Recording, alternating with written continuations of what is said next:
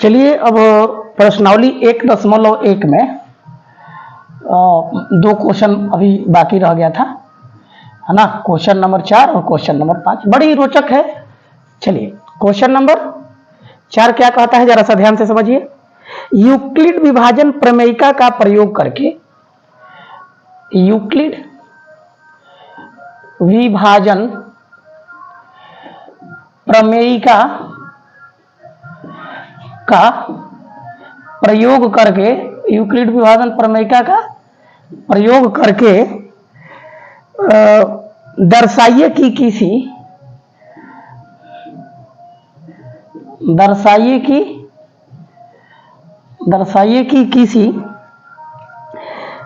किसी धनात्मक पूर्णांक का वर्ग, किसी धनात्मक पूर्णांक का वर्ग, किसी धनात्मक पूर्णांक का वर्ग किसी पूर्णांक m के लिए, किसी पूर्णांक m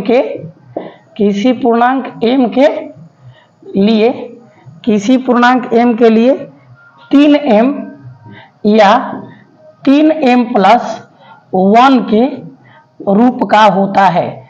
3m या 3m+1 के रूप का होता है। चलिए इसको हम लोग पहले क्या करेंगे, हल करेंगे। कुछ हिंट दिया गया है, चलो इससे हमको कोई मतलब नहीं।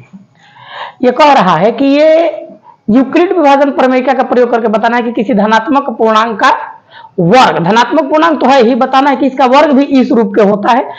जो धनात्मक पूर्णांक 3m और 3m+1 दिया गया है। तो चलिए हम लोग बनाते हैं यूक्लिड विभाजन एल्गोरिथम से, यूक्लिड विभाजन एल्गोरिथम से। तो यूक्लिड विभाजन एल्गोरिथम क्या कहता है कि a बराबर bq plus r 0 greater than equal r and less than b। अब इसके बारे में ध्यान से समझिए कि a बराबर 3m दिया गया है, a बराबर 3m दिया गया है। हमें साबित करना है कि धनात्मक पूर्णांक तो है ही है। तो हम यहां पर मान लेते हैं कि माना कि a एक धनात्मक पूर्णांक है, माना कि a एक धनात्मक पूर्णांक है। तो a बराबर bq प्लस r, तो a बराबर 3m है। हमें साबित क्या करना है कि a स्क्वायर बराबर भी 3m हो। तो चलिए क्या करेंगे, इसको मान लेते हैं समीकरण 1। क्या लिखेंगे, समीकरण 1 में दोनों तरफ क्या करने पर, वर्ग करने पर। तो जब वर्ग करेंगे तो a स्क्वायर और 3m स्क्वायर हो जाएगा, a स्क्वायर बराबर 3m स्क्वायर हो जाएगा। तो a स्क्वायर अभी क्या हो जाएगा, 9m स्क्वायर। अब ध्यान देना कि a बराबर 3m तो है, लेकिन a का स्क्वायर भी हमें किस रूप में दिखाना है, 3m के रूप में दिखाना है। तो a स्क्वायर बराबर 3 कॉमन ले लेंगे तो 3m स्क्वायर हो जाएगा। तो a स्क्वायर बराबर 3m कब होगा, तो a स्क्वायर बराबर हम 3m कब लिख सकते हैं, तो इतना के जगह पर ना m लिखा रहा है, तो लिख सकते हैं कि a स्क्वायर बराबर 3m होगा कब, जब m बराबर 3m स्क्वायर हो। तो m जब 3m स्क्वायर के बराबर होगा तभी संभव है, नहीं तो संभव नहीं है। इसी तरीके से अब दूसरा का वाला बना लेंगे। चलिए यहां पर बता देते हैं, इसी प्रकार से हम लिख देते हैं a बराबर 3m+1। यहां पर a बराबर 3m+1 दिया गया है, लेकिन क्या किया गया है, जैसे कि है ना उधर a बराबर bq प्लस r और 0 greater than equal r but less then b है। अच्छा चलो ठीक है। तो a बराबर 3m+1, तो इसको मान लेंगे समीकरण 1। अब क्या करेंगे कि अब a बराबर तो इतना है ही, अब a का स्क्वायर बराबर भी हमें साबित करना है। तो क्या लिखेंगे कि समीकरण 1 में दोनों तरफ क्या करने पर, वर्ग करने पर। तो वर्ग करेंगे तो a स्क्वायर और फिर हो जाएगा 3m स्क्वायर। अब a स्क्वायर बराबर भी हमें 3m+1 लाना है। तो a स्क्वायर और ये a प्लस b के होल स्क्वायर पर है, तो ये हो जाएगा a square plus 2ab plus में b स्क्वायर। तो देखिए a स्क्वायर और 3m स्क्वायर है को लिखेंगे 9m स्क्वायर, और फिर इधर क्या लिख देंगे 6m+1। तो जरा सा ध्यान दीजिए, a स्क्वायर बराबर है, दोनों में से 3 कॉमन लेंगे क्योंकि एक तो ऑलरेडी हमको लाना ही है। तो एक तो हमारा इधर है, तो इसमें से हम 3 कॉमन ले लेंगे तो 3m स्क्वायर हो जाएगा। अब फिर इसके बाद क्या हो जाएगा 2m, तो 9m स्क्वायर हो जाएगा, फिर उसके बाद 6m हो जाएगा, फिर m। तो देखिए, तो ए स्क्वायर बराबर 3m प्लस 1 कब होगा? जब एतनवा के जगह पर m आएगा तब तो 3m प्लस 1।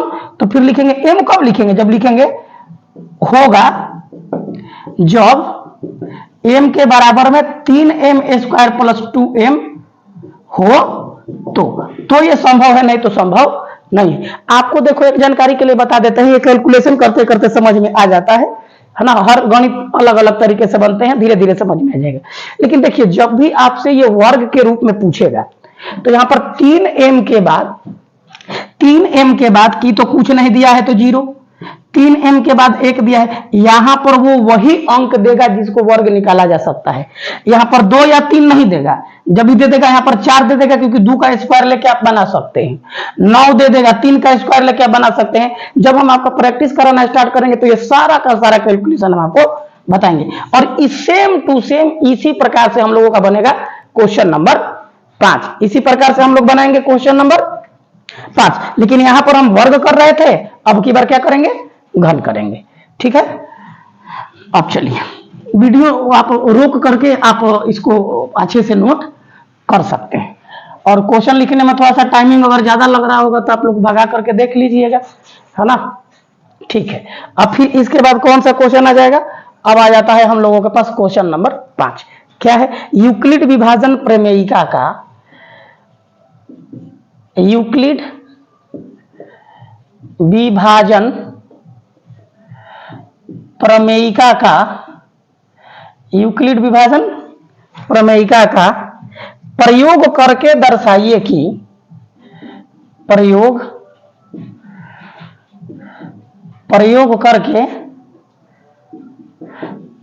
करके दर्शाइए कि किसी धनात्मक पूर्णांक का, किसी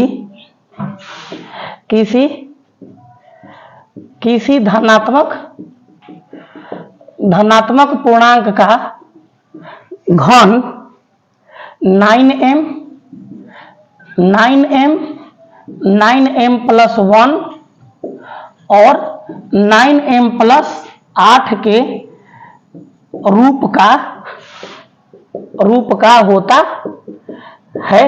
चलिए ध्यान दीजिए, यहां पर 9m के बाद उधर तो r0 दिया गया है, या 1 दिया गया है, या 8 दिया गया, घन कह रहा है तो यह वही संख्या देगा जिसका हम घन। हाँ चलिए ठीक है, फिर इसके बाद हम क्या करेंगे? बिल्कुल उसी प्रकार से हम हल करेंगे। कैसे हल करेंगे? तो हम लिखेंगे यूक्लिड विभाजन एल्गोरिथ्म से, यूक्लिड विभाजन एल्गोरिथ्म से। तो यूक्लिड विभाजन जब एल्गोरिथ्म से लिखेंगे तो क्या है? a बराबर B Q plus R, 0 greater than and equal R but less than B. अब जरा सा ध्यान दीजिए, अब पारापरिक लेके बनेंगे, पहले 9m को लेके बनाते हैं। a बराबर 9m, और हाँ फिर बार बार एक ही चीज मिस्टेक कर दे रहे हैं। यहां पर क्या करेंगे? माना कि a एक धनात्मक संख्या है, तो चलिए a मान लिया, तो a बराबर बी क्यू प्लस आर, धनात्मक पूर्णांक है, तो a बराबर 9m, r तो है ही नहीं, तो इसको समीकरण 1 मान लेंगे, और क्या लिखेंगे? अब a बराबर तो इतना है, अब a क्यू के बराबर में a के पावर 3 बराबर भी इतना दिखाना, नॉर्मल सी चीज। समीकरण 1 में दोनों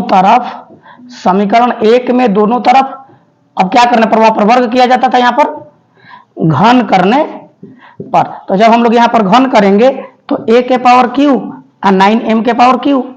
अब a क्यू 9 कॉमन ले लेंगे तो 2 9 अभी बचेगा, तो 9 9 81 और 9 के पावर q।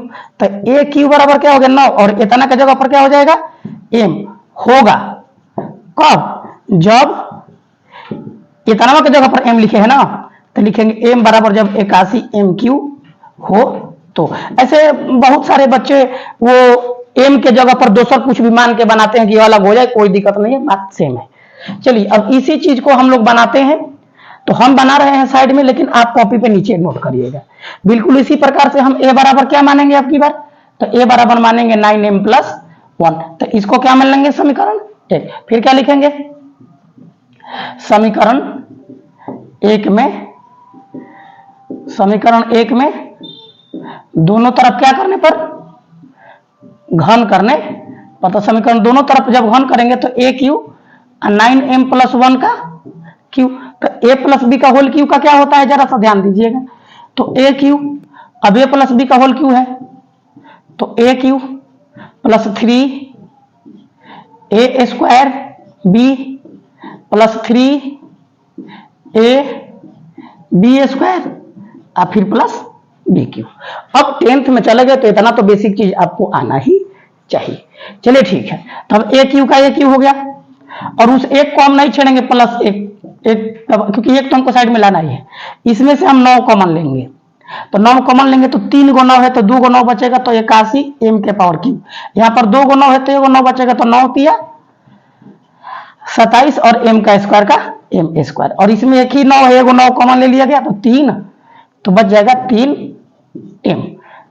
लास्ट में ये +1 का क्यू है तो 1। अब जरा सा ध्यान दीजिए, a बराबर 9 का 9 है और इतानवा के जगह पर हम क्या लिख रहे हैं, m बराबर 1। तो नॉर्मल कैसे लिखेंगे, होगा कब, जब m बराबर, इतानवा के जगह पर नहीं लिखेंगे, जब m बराबर 81 m Q 27 m square plus 3m हो तो होगा, तो होगा और नहीं होगा तो नहीं होगा। देखिए अब थोड़ा सा जगह का कमी है, कोई बात नहीं। तो अब इस वाले को मिटा देते हैं। अब 9m + 1 के जगह पर क्या लिखेंगे हम, 9m + 8। यहां पर क्या करेगा कि लास्ट वाले में वही संख्या देगा जिसका घन आ सकता है। 8 दिया है तो 2 का निकाल लेंगे, 27 देगा तो 3 का निकाल लेंगे, 64 देगा तो 4 का निकाल लेंगे। अब वर्ग वाले में वर्ग का ही संख्या दे सकता है, बिना संख्या वाला भी बन सकता है, लेकिन थोड़ा सा समस्या होगा। चलिए ठीक है, अब आगे बना लेते हैं। अब की बार क्या मान लेंगे, a बराबर मान लेंगे 9m+। अब 8 लाना है तो हम 8 नहीं मानेंगे। क्यों नहीं मानेंगे, 0 था तो 0 छोड़ दिए, 1 था तो 1, क्योंकि 1 का तो क्यों 3 आएगा, लेकिन 8 है तो हम यह 2 लेंगे। अगर यह 27 होता तो हम 3 मानते, 64 होता तो 4 मानते, 125 होता तो हम 5 मानते। अभी नहीं समझ में आया होगा तो अभी बनाने पर तुरंत समझ में आ जाएगा। इसको मान लेते हैं समीकरण 1। उधर 1 था, उधर 1 था, इधर 1 था, नहीं तो इसको 1 मान लीजिए, इसको 2 मान लीजिए, इसको 3 मान लीजिए, जो मानना है मान लीजिए। एक ही रहने देते हैं, जब लिख दिए हैं तो फिर क्या लिखेंगे, समीकरण 1 में दोनों तरफ क्या करने पर, घन करने पर। बोर्ड साहब दिखा दे रहा है टोटल घन करने पर। तो घन कैसे करेंगे, तो a के पावर में हो जाएगा 3, और फिर 9m + 2 के पावर में 3। तो a का क्यू का a का क्यू, अब ये हो गया a Q + 3a square b + 3a b square, अब प्लस में b क्यू यानी कि 2 के पावर में 3। तो a के क्यू का a का क्यू। अब यहां से 9 कॉमन लेंगे यहाँ तक, क्योंकि 2 का पावर जब करेंगे तो 8 तो लास्ट में आ ही जाएगा। तो 9 कॉमन लेंगे तो यहाँ पर 3 को 9 में से 1 को 9 कॉमन लिए तो 2 को 9 बचा, 81 m क्यू। 2 को 9 है स्क्वायर के लिए तो 1 को 9 चला गया, तो 1 को 9 तिया 27, नहीं 27 नहीं, तो 9 1 बचेगा तो 9 तिया 27 है दूनी 54 m। बनाते बनाते मिस्टेक हो जाता है तो आप लोग भी कमेंट में बता दीजिएगा, ठीक है। अगर में भी है तो 9 निकाल लिए तो 2 दूनी 4 और 4 तिया 12। अच्छा ये इसका छूट रहा है, 12 m का m, और 2 का पावर किए तो 8। अब सोच लो कि अगर हम यहाँ पर 8 मान लेते तो 8 का 64, 64 × 8 गलत हो जाता ना, आगे हमारा। फिर a क्यू बराबर क्या मानेंगे, a क्यू बराबर, अब इतानवा के जगह पर हमको m लाना है, m अब प्लस हमारा 8 का 8। तो m के जगह पर, हेतानवा के जगह पर m पुनः लिखेंगे, होगा कब, जब m बराबर 81 m Q + 54 m square + 12 m हो तो, 12 m हो तो। एक बार वीडियो देखिए, 2 बार देखिए, बार बार देखिए, नहीं समझ में आएगा तो कोशिश करेंगे कि फिर से हम आपको एक बार और समझा सकें, है ना। ऐसे भी ऑनलाइन का बड़ी लिमिटेशन रहता है, ठीक है। कोई समस्या हुआ तो कमेंट में बोलते रहिएगा। फिर अब हम लोग प्रश्नावली 10 मुद्दों में मिलेंगे। अभी के लिए धन्यवाद।